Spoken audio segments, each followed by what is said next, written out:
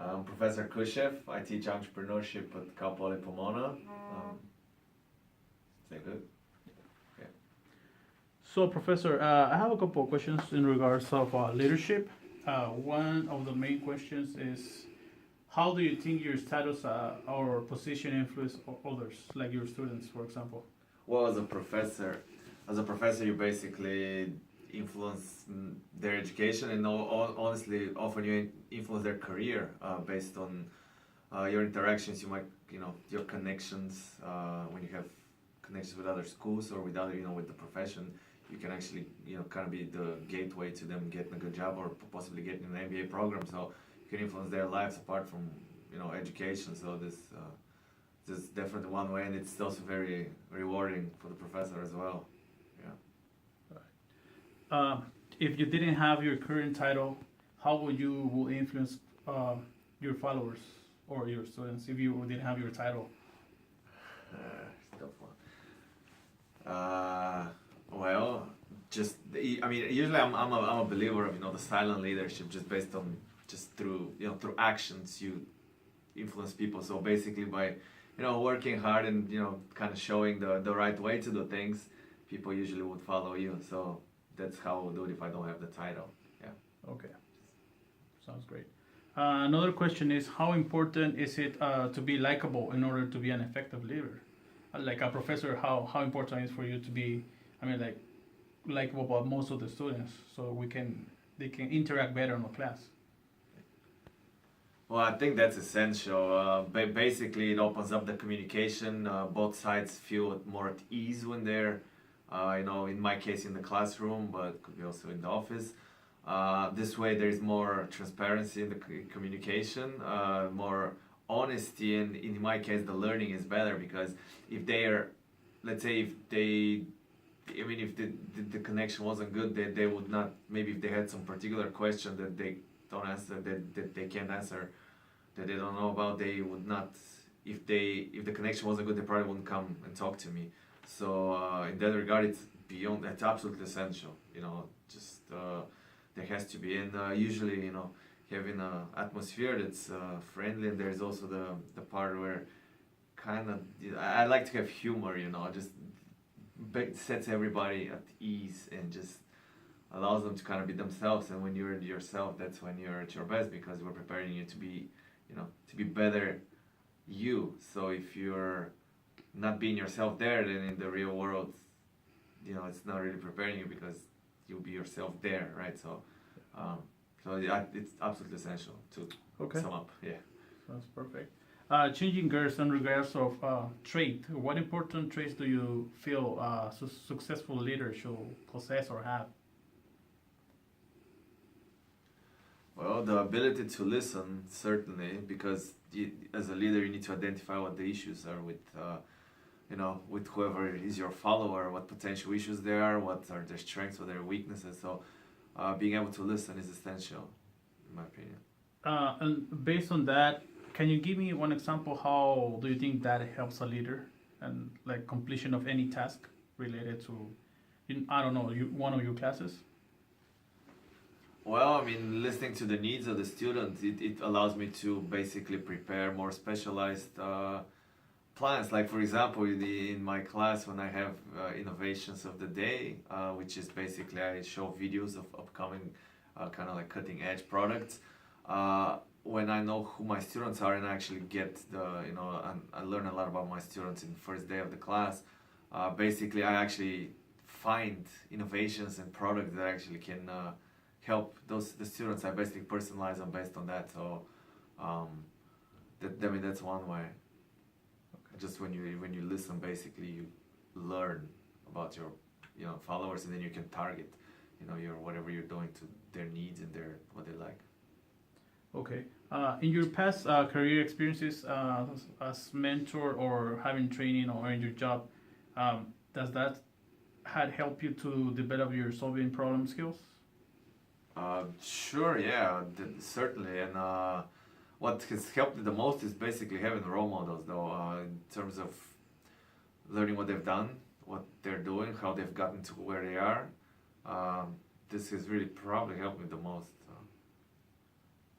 And another question is how much time do you spend getting to know your employees, in this case, students, beyond the class setting?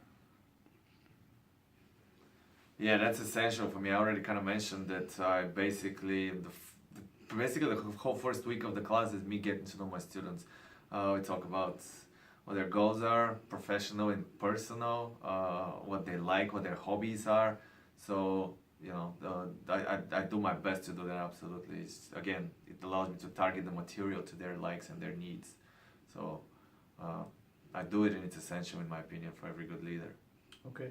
How do you change your leadership style to adapt different kind of personalities? You know, all the students, they have different personalities and they have some issues. Some are quiet, some are like more interactive. How do you approach that?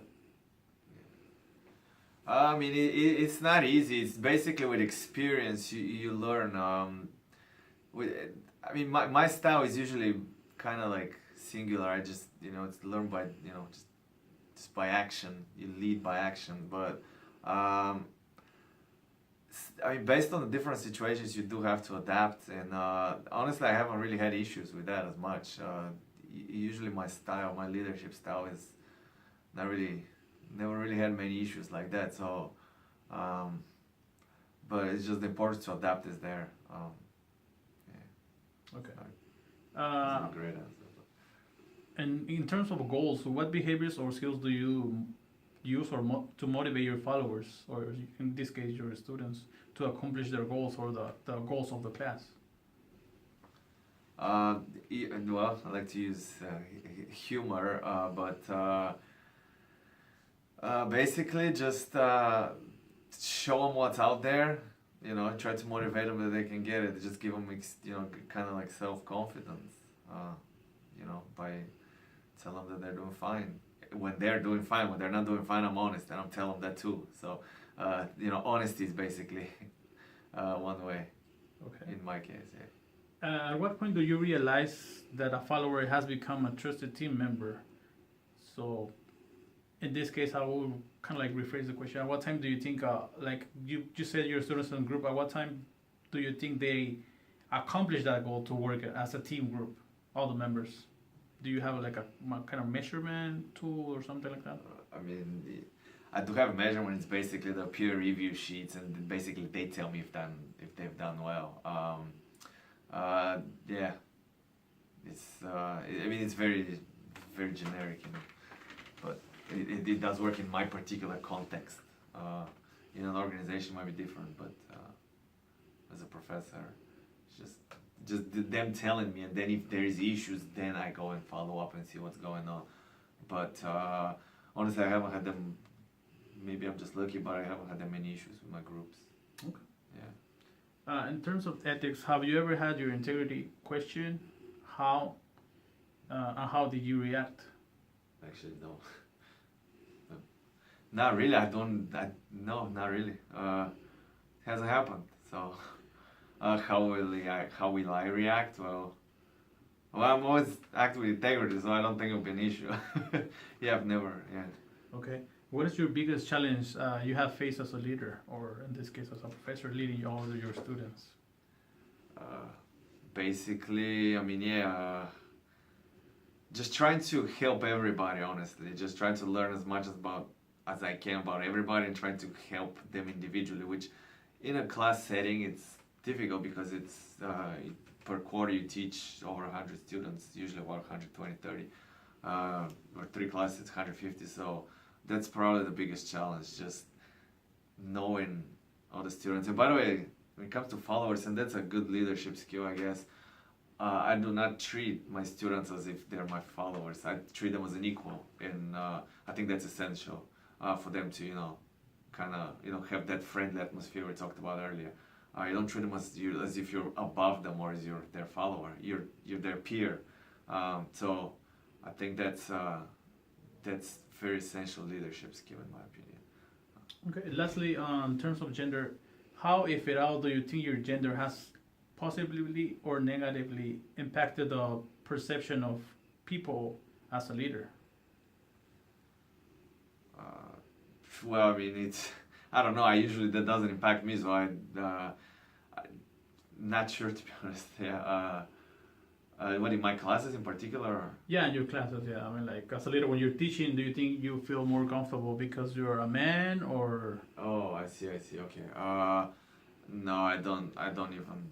I've never even thought about it. I don't really consider it. I see how perhaps if I was a female, might be some slight issues, but I've never really had any gender issues or anything like that. Uh, yeah, I mean, there shouldn't be either. So, probably a better question for female professors, I guess. Yeah. Okay.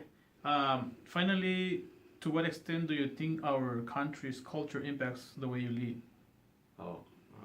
Especially since you come from another culture, right? Like me. Yeah, I mean there's certainly differences in certainly the United States. The U.S. country culture does impact how I teach. In other countries, it's professors are way more direct.